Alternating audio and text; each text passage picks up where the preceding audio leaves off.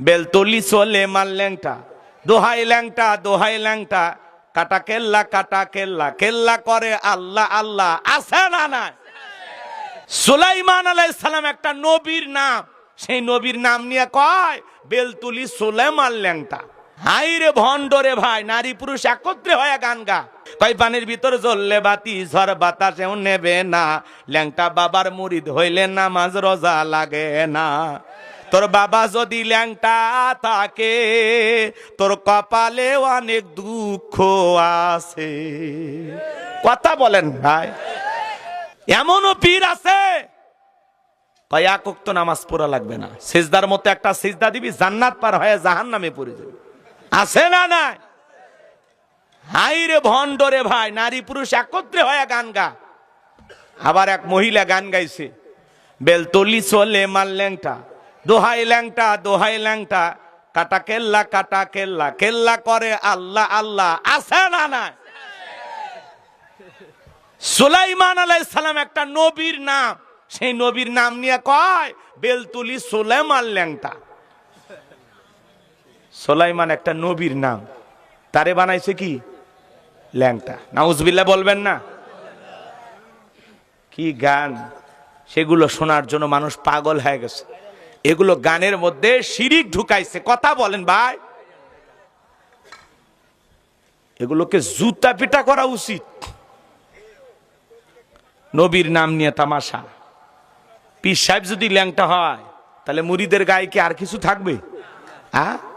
সেই ল্যাংটার ওখানে নাকি মেলা বসছে, কত মাজার, তাকায় দেখেন গাঁজা খাওয়ার আসর। কথা বলেন না কেন ভাই? এই যে পাকশি কুষ্টিয়া লালন শাহ হাজার হাজার মন গাঁজা খা। বগুড়া মহস্তার নাম শুনছেন? শেষ বৈশাখে সেই চমক, খালি গাজার কলকি টান মারে, এমন কায়দায় ধোঁয়া ছাড়ে, রাস্তায় পুলিশ দাঁড়িয়ে থেকে বলতেছে মনে হয় ওরসের রান্না চলছে। নারী পুরুষ একত্রে হইয়া, আমি নিজের চোখে দেখছি। কথা কয় না, কথা। একবার আমি মস্তানে গিয়েছিলাম, আমার এক বন্ধু আছে, বলতেছে দোস্ত জীবনে কোনোদিন দেখি নাই, বহুদিন আগের কথা, কথা বোঝেন নাই তো। বলতেছে চল দোস্ত একটু দেখি ঘটনা ওরা কি করে, একটু দেখি।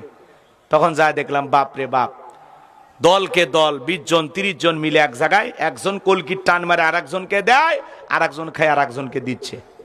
আমি বললাম এগুলো কি খাচ্ছেন? কয় সিদ্ধি খাচ্ছি। সিদ্ধি খাইলে নিজে পবিত্র হয়।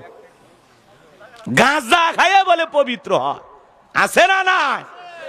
গাজার কলকির টান মারিয়া ধুয়ে সেরে বলতেছে কয় আমি এখন বিমান চালাচ্ছি। আছে না নাই? গাজা খাইয়া কত পোলাপান আছে, এগুলোতে যায়া ওরাও গাজা খায়। রাগ করতেছেন আপনারা? এগুলো ভণ্ড পীরদের কাছে যাওয়া যাবে? এগুলো দরবারে যাওয়া যাবে? হ্যাঁ, যেখানে গাজার আসর বসবে প্রশাসনের দায়িত্ব এগুলো কি করা, তুলে দেবে, সেখান থেকে কন্ট্রোল করবে যে তোমরা এখানে কেন গাঁজা খাইতেছো। আবার এদের যুক্তি আছে, কয় আল্লাহ পৃথিবীতে এত গাছ গছালি বানাইছে, গাঁজাও যে একটা গাছ, এটা তো আল্লাহই বানাইছে, তা আল্লাহ যেহেতু বানাইছে বান্দা খাইলে দোষ হবে না। ফাবিয়াই গিয়া আল্লাহ রব্বিক মাতু কাজিবান, কয় আল্লাহর কোন নিয়ামতকে অস্বীকার করবেন? কয় গাঁজার গাছও একটা নিয়ামত। জোরে কর নাউজুবিল্লাহ। আছে না না? ভণ্ডদের কাছে ভণ্ড দলিল। ওই যে একজন কইছে না, কুল আউযু বিরাব্বিন নাস মালিকিন নাস ইলাহিন নাস, আল্লাহও নাসে ফেরেশতাও নাসে। আল্লাহ খালি নাসার কথাই কইছে, কোরআনেই তো নাসার কথা আছে। নাউজুবিল্লাহ কোন এই নাস মানে নাকি নাসানাসি? এরকম ভণ্ড আছে না না? এই ভণ্ডদের কাছে যাওয়া যাবে না। হক্কানি আল্লাহ ওয়ালাদের সোহবতে যাবেন। যেই পীরের পা থেকে মাথা পর্যন্ত নবীর সুন্নত দিয়ে ঢাকা, যার চেহারার দিকে তাকাইলে আল্লাহর কথা স্মরণ হয়। অকুনু মা সাদিকিন, তোমরা সত্যবাদীদের সঙ্গী হও। কথা বলে ডেকে না? যেই পীর নিজের ইমামতিতে মুরিদদেরকে নামাজ আদায় করে, যেই পীরের দরবারে কোন মহিলা মুরিদ নাই। কথা বলেন, মহিলা থাকলে ঝামেলা। কথা কয় না রে, দোয়া করে দিব নাকি? নাকি আপনারাও ল্যাংটার দলের লোক? কি বেলতলি সলেমান ল্যাংটা? দোহাই ল্যাংটা, দোহাই ল্যাংটা। আহারে কি গান! জাতিকে মুশরিক বানাইছে, শিরিকের দিকে ধাবিত করতেছে। কথা বলেন ঠিক কিনা? এরা এ সমাজের মানুষগুলোকে গুনাহের দিকে হাত ছানি দিয়ে রাখতেছে। কথা বলে ঠিক কিনা? মুসলমানের সন্তান হিসাবে এগুলো মাজার পূজা করবেন না। মাদ্রাসায় টাকা দেন না, আর মাজারে যায় দান বক্সে টাকা ফেলতেছেন। কথা কন, এতিম বাচ্চারা খাবার পায় না, আর গরু ছাগল যায় দেন কোথায়? দেন কোথায়? এ কথা কয় না কেন? না,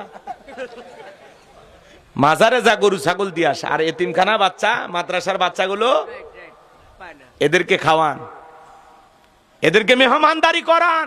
আল্লাহর কোরআনের এই প্রেমিক ছোট ছোট পাখিদেরকে, কোরআনের পাখিদেরকে মেহমানদারি করান, আল্লাহর আরশ খুশি হবে। কথা বলে ঠিক কিনা? আর কপাল পোড়া গরু ছাগল নিয়ে পীর সাহেবের কাছে গেছে, আর পীর সাহেব কি করে? দুই একটা জব করে খাওয়ায়, বাকি হাজার হাজার গরু ছাগল বিক্রি করিয়া ব্যাংকের অ্যাকাউন্টে টাকা জমায়। একটা গরিব মুরিদ অসুস্থ হলে কোনো পীর 2-1 লাখ টাকা দিয়ে সহযোগিতা করে না। ওটা কিসের পীর? ওটা টাটকা ভণ্ড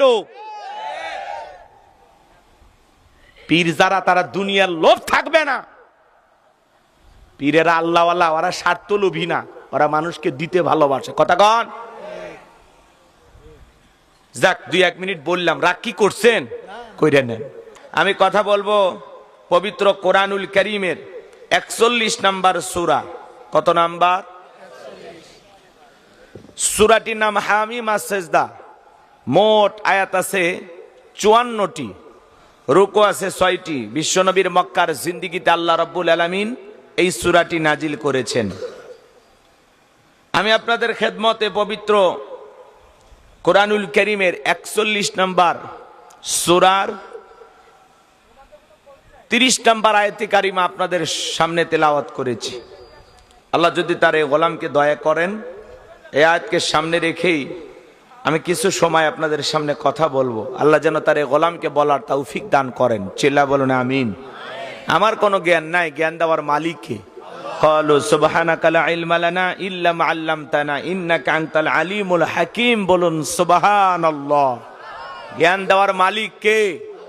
আল্লাহর কাছে দয়া করুণা ভিক্ষা চেয়ে আমি আলোচনা শুরু করছি। যেহেতু গভীর রাত, ভূমিকাতে লম্বা কথা না বলি, আমি ডাইরেক্ট আলোচনা শুরু করতে চাই। আপনাদের কষ্ট হবে?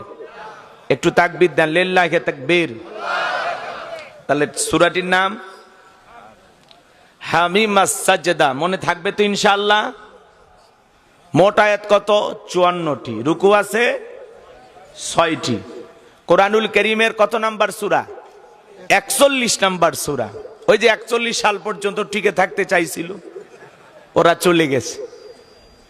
এখন নতুন যারা আসছে ওনারাও স্লোগান দিচ্ছে নানামুখী, দেখ, দিতে থাক, মালিকের ফয়সালা যেটা হবে সেটাই হবে। কথা বলেন ঠিক না? আমরা ভয় করি না। দুনিয়া 2 দিনের, কোনো না কোনো ভাবে দিন চলেই যাবে, চলেই যাবে। ঠেকে থাকবে তো যে যা করে করুক, আমরা আমাদের কাজ করি। জবান ছেড়ে সবাই একটু মহাব্বত আর ভালোবাসা নিয়ে আমার সঙ্গে তেলাওয়াত করুন। আউযু বিল্লাহি মিনাশ শাইতানির রাজিম। বিসমিল্লাহির রাহমানির রহিম। বিতাড়িত মোরদাদ শয়তানের কাছ থেকে আল্লাহ পাকের কাছে আশ্রয় প্রার্থনা চাচ্ছি। পরম করুণাময় দয়ালু আল্লাহ তাআলা নামে শুরু করছি। আমার আল্লাহ রাব্বুল আলামিন বলেন, ইন্নাল্লাযীনা ক্বালু রাব্বুনাল্লাহু সুম্মাস্তাকামু তাতানাজ্জালু আলাইহিমুল মালাইকাতু আল্লা তাখাফু ولا تحزنوا وأبشروا بالجنة التي كنتم توعدون।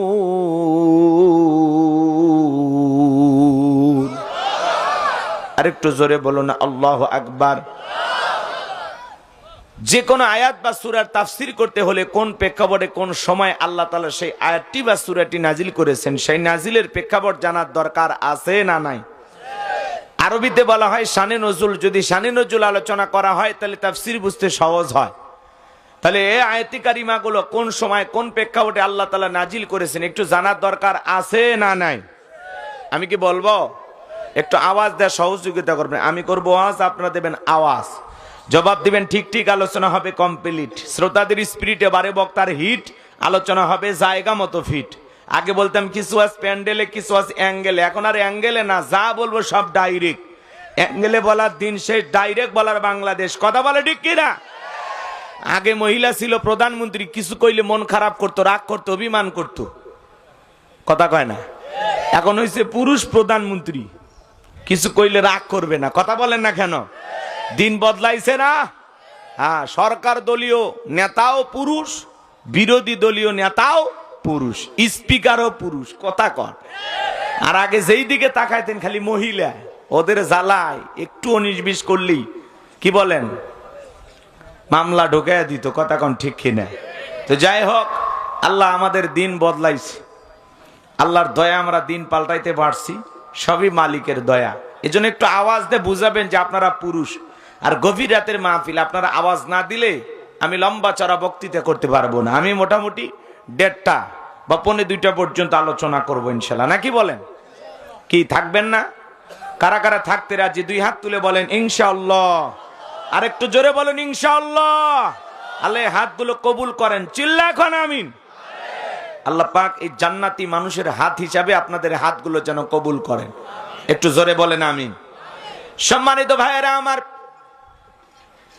কোন সময় আল্লাহ রাব্বুল আলামিন আয়াতি কারিমাগুলো নাজিল করেছেন, গভীর মনোযোগ দিয়ে শুনবেন। নবীজির প্রিয় 2 জন মানুষ মাত্র 3 দিনের ব্যবধানে মারা গেলেন। আম্মা জান খাদিজাতুল কুবরা রাদিয়াল্লাহু তাআলা আনহা মারা গেলেন। চাচা আবু তালিব মহব্বত করতেন, তিনিও মারা গেছেন। ব্যথিত হৃদয় নিয়ে নবীজি মনের মধ্যে অনেক দুঃখ কষ্ট থাকার পরেও কালেমার দাওয়াত দেওয়ার জন্য নবীজি তাইফের ময়দানে চলে গেলেন। তাইফের মানুষেরা নবীজির দাওয়াত গ্রহণ না করে নবীজির জান্নাতি শরীর মোবারকের ওপরে বৃষ্টির মতো পাথর নিক্ষেপ করতে লাগলেন। নবীজি অজ্ঞান হয়ে জমিনে পড়ে গেলেন। নবীর প্রিয় সাহাবী যায়েদ বিন হারেসা বলেন, অনেক কষ্টে আমি নবীজির দেহ থেকে পাথরগুলো সরায় ফেললাম। নবীজি যখন জ্ঞান ফিরে আসলো ডেকে বলা, যায়েদ আমি একটু নামাজ আদায় করবো, আমার একটু ওযু বানায়